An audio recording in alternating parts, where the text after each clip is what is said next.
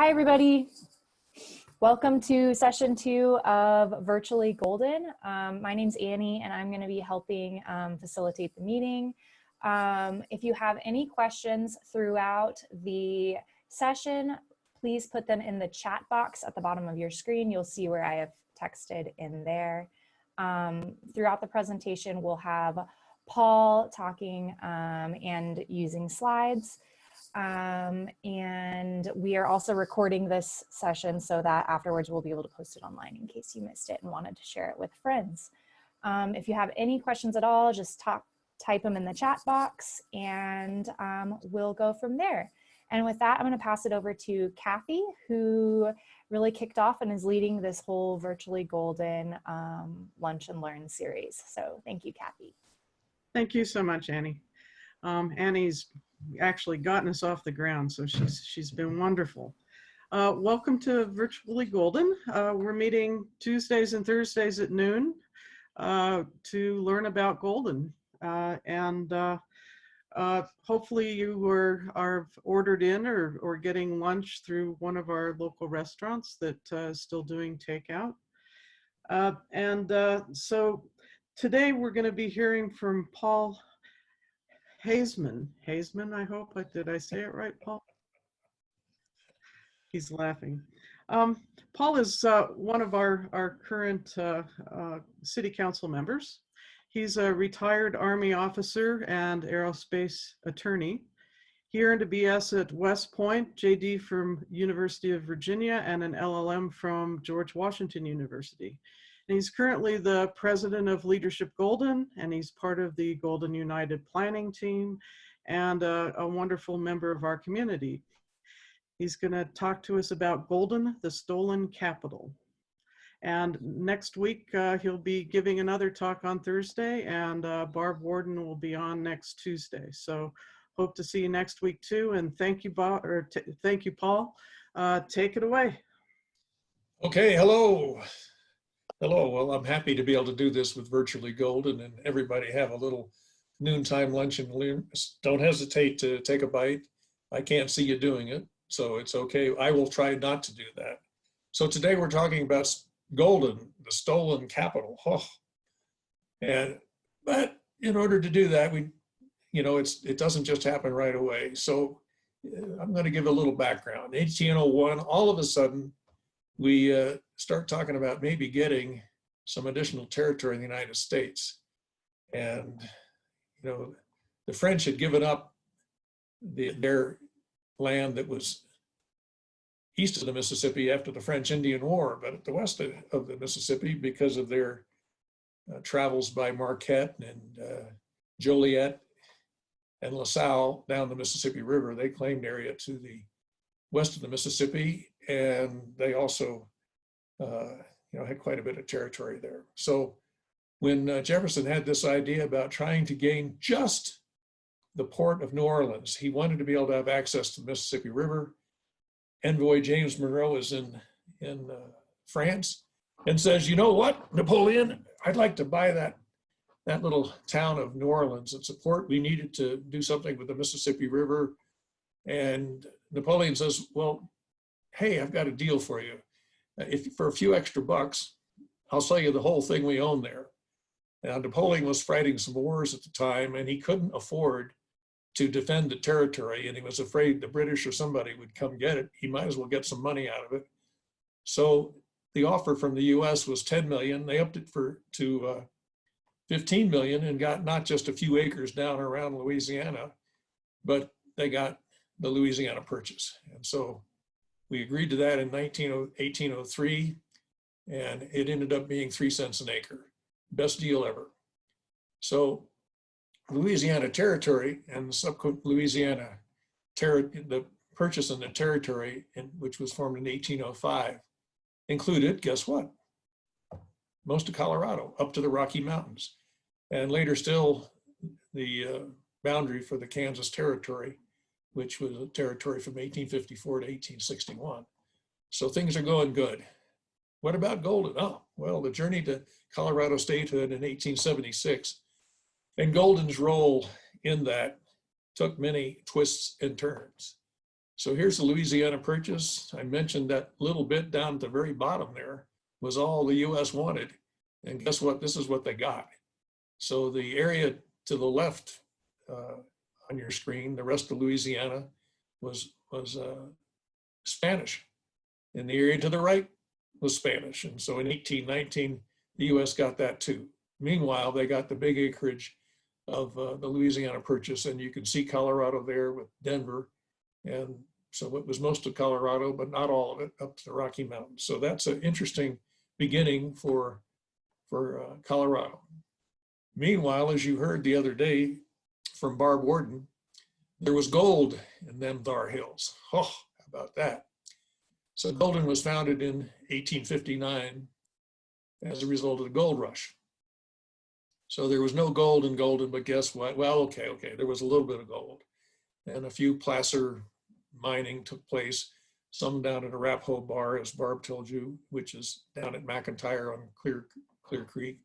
But basically, there was no gold in Golden. But it was the entry. Golden was the entry. And of course, it was Golden City at the time.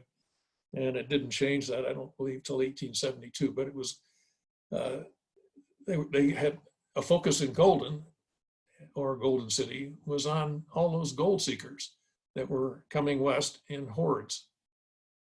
The real gold, which led to the hordes, was up Clear Creek, not there in Golden. And so George Jackson and John Gregory had been up the mountain, and they had found the real stuff. So Gregory's discovery in Black Hawk was the richest lode. And that's what really brought all the people to Colorado, was that gold up Clear Creek. So here come all those people. They're just coming west, and the population is booming.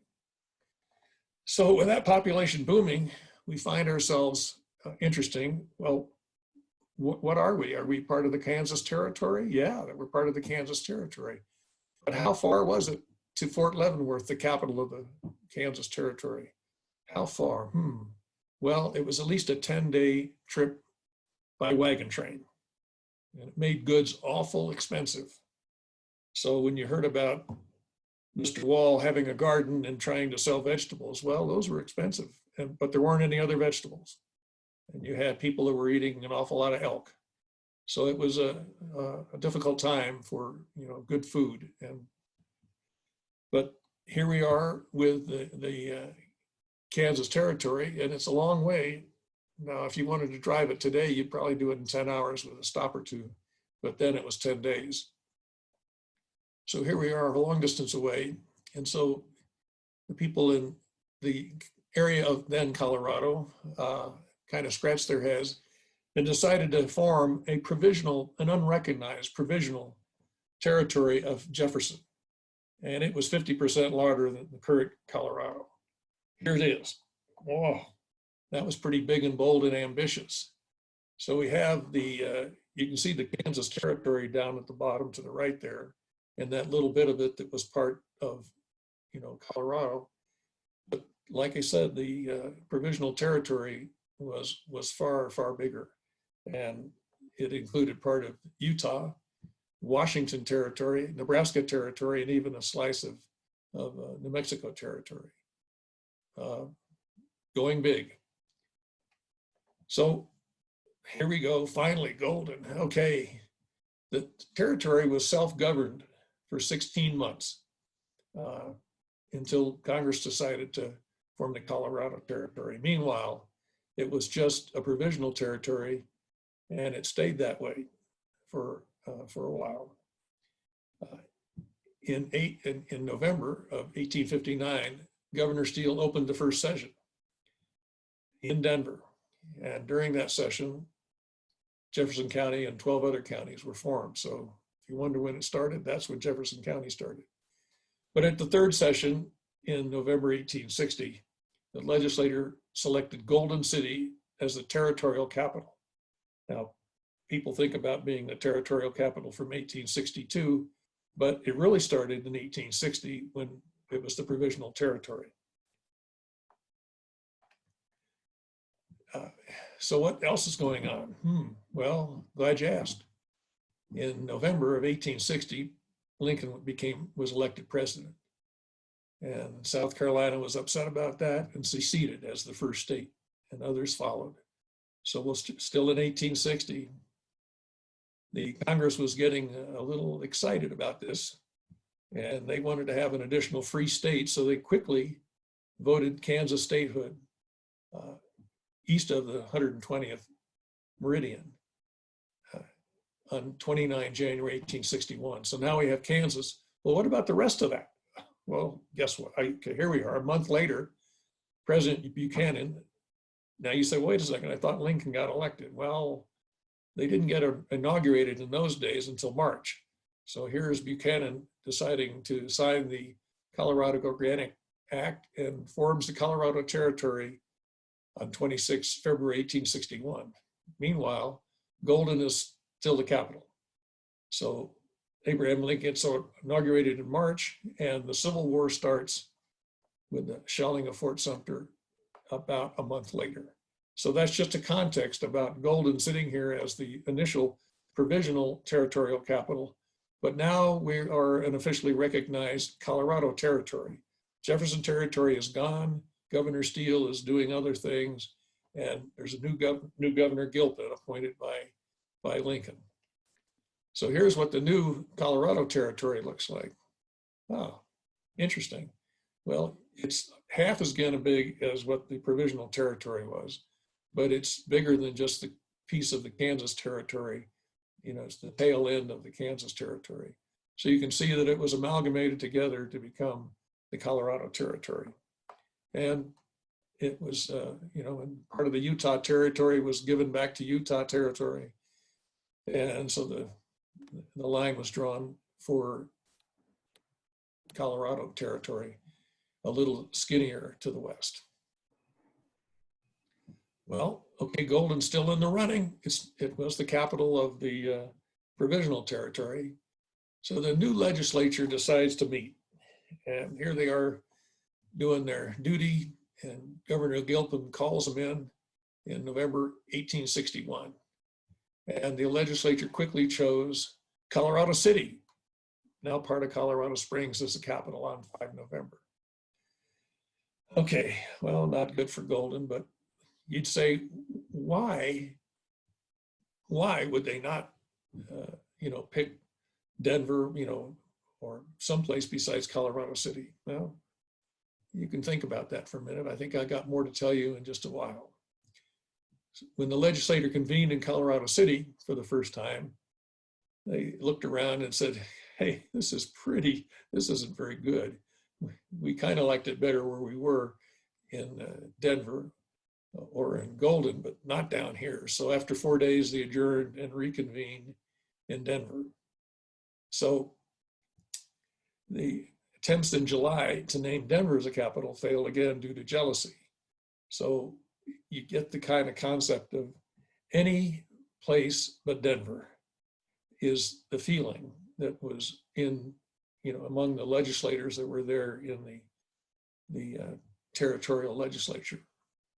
And so so much so that some of the legislators didn't come. They hid out in the hills, and there was movement afoot to try to go get them and to bring them back in, screaming and yelling, in order to create a quorum.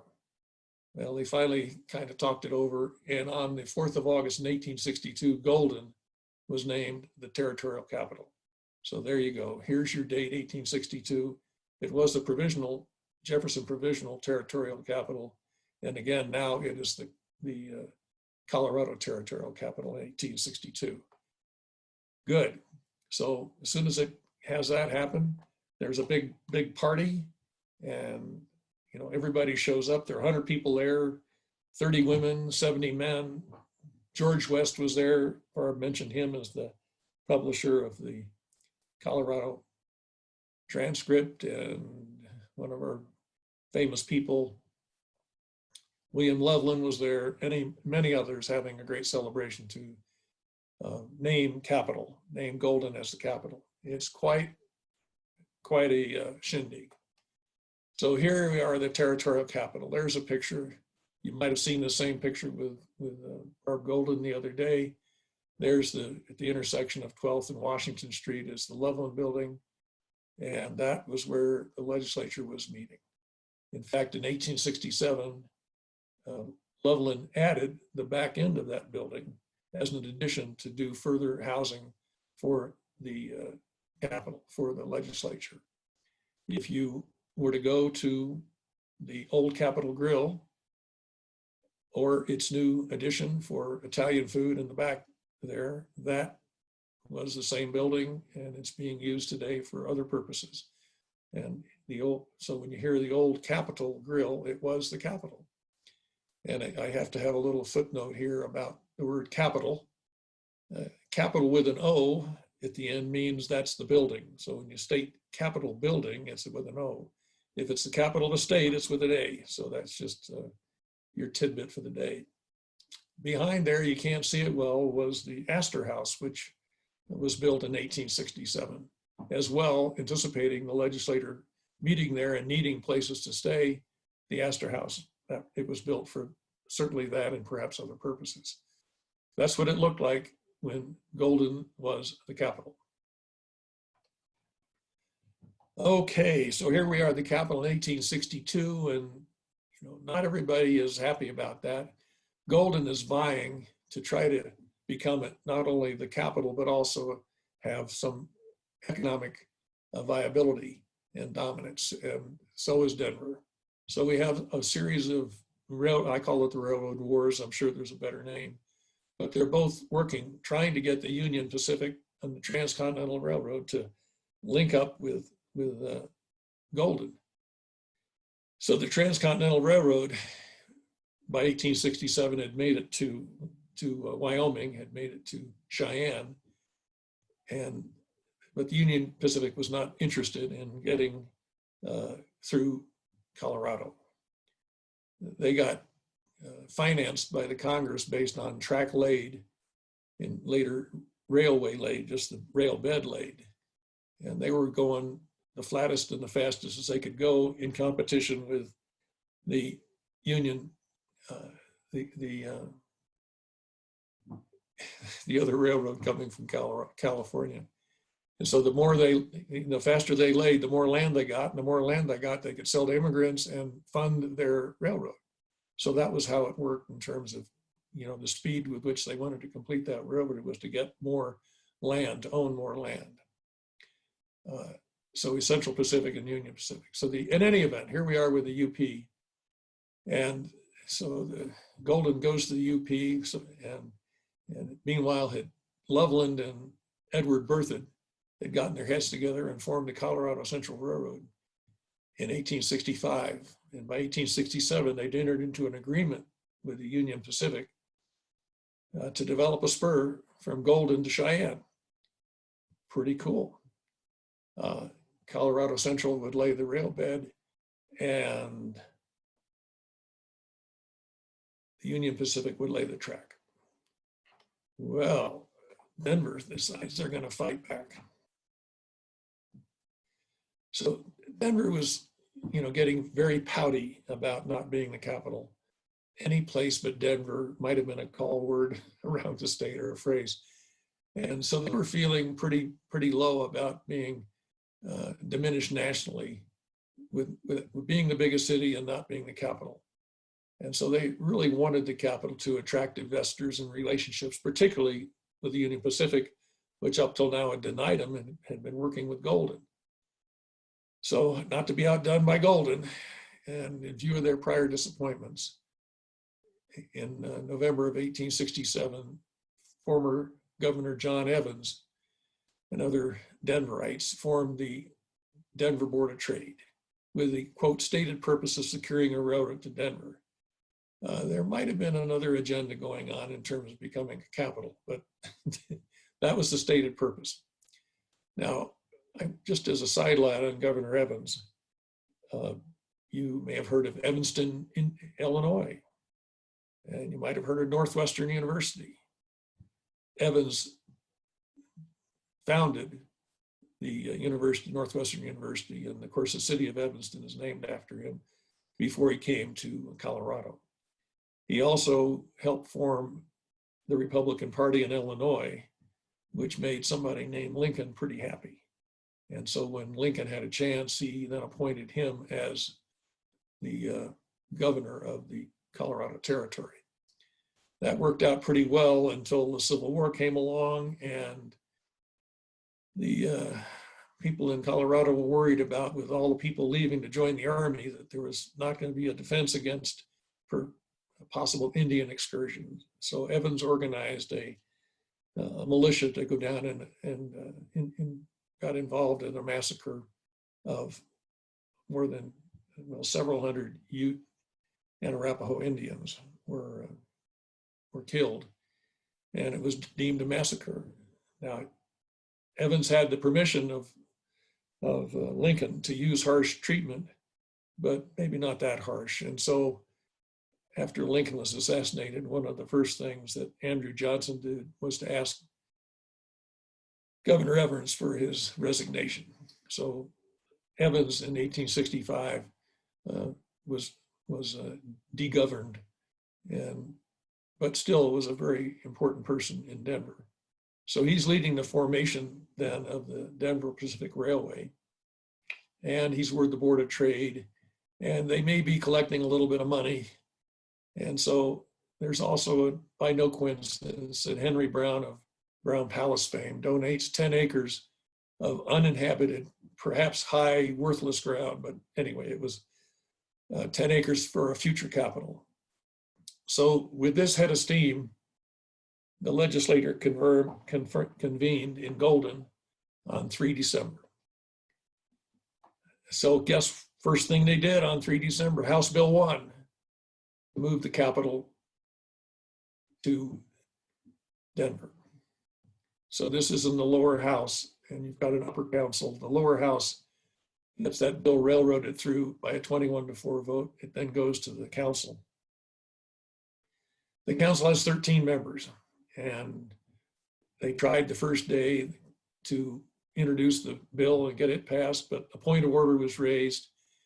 You couldn't raise a bill in the council on the same day it passed in the House. Well, those with parliamentary procedures must have turned to page 16 to find that, but that's what happened.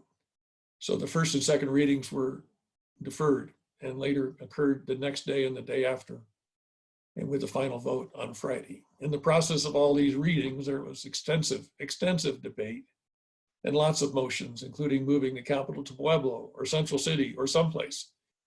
But each one of those motions failed by an identical 7-6 vote. And the final vote was 7-6. And the bill was referred to the acting governor, Frank Hall, who signed it into law on the 9th of December, 1867. So the capital was lost. It was lost by one vote. Was it stolen? Let me think. The Golden Transcript reported just before in 27 November that they were really surprised that this money was being raised, and went on to say right out there in the paper that the bribe was being offered so plainly. And after that vote, the principal target was David Belden from Gilpin County. And Gilpin County was a good friend with Black Hawk and Central City in relationships with Golden. They really wanted Golden to remain the capital.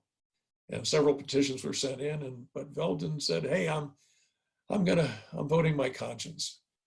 Well, the word baloney comes to mind, but nonetheless, that's how it went. And there's one of those votes. And we don't know for certain, but if you do look a little further, you'll see that in the Colorado Transcript, in an article in 4 February 1874, talked about a House member. Now, it was 21-4 vote in the House, but member Lawrence was threatening to release the affidavit if he didn't get paid the rest of his bribe. He was owed $800. He'd only been given $200, and he wanted the other $600. He settled for $400. So one might think there was some money changing hands and the deed was done. So an epilogue here in thinking about how it was stolen. By 1867, Golden was only the nominal capital. You can see there the governor's house, the executive office, and much of the business of the territory took place in Denver. The chance for Golden to regain that economic momentum failed to get that railroad in the critical time. They tried a bond issue in Jefferson County. It did not raise very much money. In parallel, Denver was very much motivated and excited about trying to get the capital and the railroad. And so they galvanized their effort in November of 1867 to, with a very strong, concentrated, organized effort to get the capital, and they did. But at that point, whether then or later, the capital was headed for Denver. So there it is. There is how the capital ended up in Denver and came away from Golden. If there are any questions, I stand ready.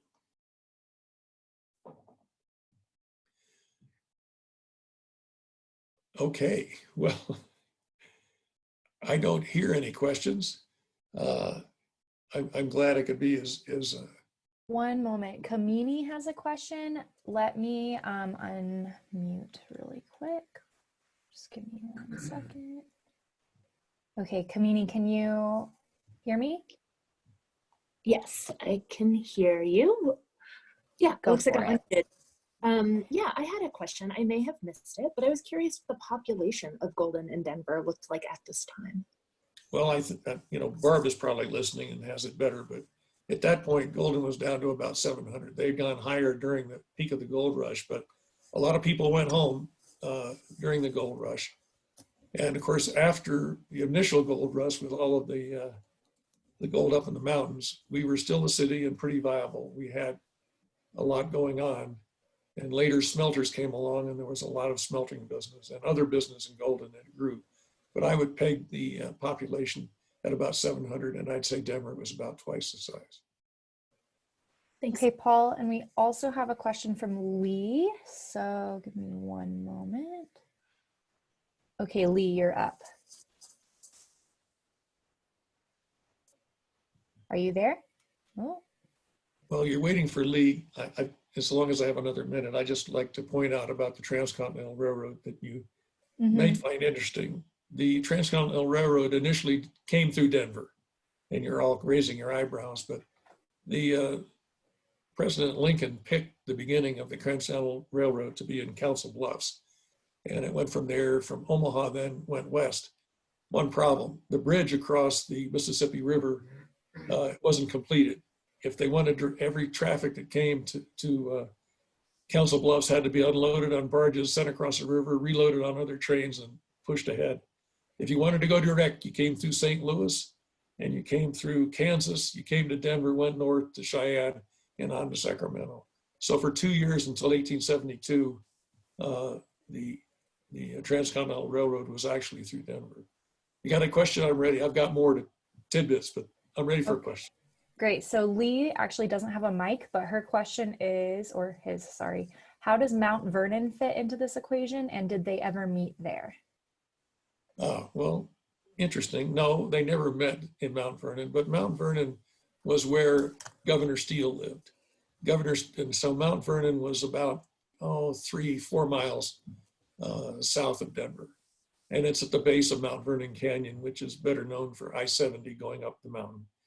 So that's where Mount Vernon is. The park, the Jeffco Park there is the Matthews Winter Park, and that's where Mount Vernon was. So did Mount Vernon figure in this? Nah. Steele kind of ran as governor, ran it out of his house, and his house was in Mount Vernon, but Mount Vernon never figured in as the capital. It was always, the title was in Golden. And as long as we're talking about Mount Vernon, when Steele left, he came over to Apex. We have Apex Trail. Well, he formed a competitive toll road from the Mount Vernon toll road and set one up there going up Apex. And you look at it now, trying to hike that, and you take a deep breath. Well, the wagons could make it up there, perhaps with some strong mules, but that was a competitive route that Steele formed, and Apex got some life breathed into it. And that's what became a Governor Steele and his competitive route to the mountains. So I'm mentioning also the Comanche Indians. Comanche Crossing was a place where the railroad from the Kansas Pacific and from Denver to going east and Kansas coming west met at Comanche Crossing, and they changed their name to Strasburg. So if you were curious about that, in 1870, the same year that Denver connected up to Cheyenne and that Golden connected to Denver, that was when Strasburg got its name changed. Okay, I think we've done our half hour. Any more questions? Okay, well, I'm happy for all that. I want to thank Annie Albrecht for her help with getting this set up and helping manage this. If you need some help with strategic fundraising or marketing, Annie can help you with that. And so there's her phone number if you're jotting it down, but I just wanted to thank Annie and her work with Golden United in helping with these virtually Golden presentations. Thank you, Paul. I appreciate it. And thank you everybody for joining. I'm going to go ahead and unmute Kathy again so that she can talk to us a little bit about what our upcoming virtually Golden sessions are. So, well, Kathy, I don't know if it's going to let you talk or not. Okay, I was there she is. Hi, everyone. Yeah, thank you very much, Paul. That was really interesting. And Paul will be up again next Thursday talking about the Welch Ditch, right? Well, I'm going to talk a little bit more about than just the Welch Ditch. People might think that the Welch Ditch would be the most boring thing you've ever heard of. But if you wanted to find some really very interesting facts about Golden, the Welch Ditch gives us an avenue for a very, very good discussion. Sounds great. And on Tuesday, Barb Warden will be back up giving us more Golden history. And we're looking forward to that. If anyone has some ideas of what they'd like to do for future virtually Golden sessions, please let us know. goldenunitedinfo.com, and we'll consider it. And please give us your contact information if you can give a presentation. We're also thinking maybe of trying to put one together with local musicians. So if you have any suggestions for that, please let us know. Thank you everyone for coming today, and thank you so much, Paul, and thank you so much, Annie. Thank you, everybody. See you next time. Bye.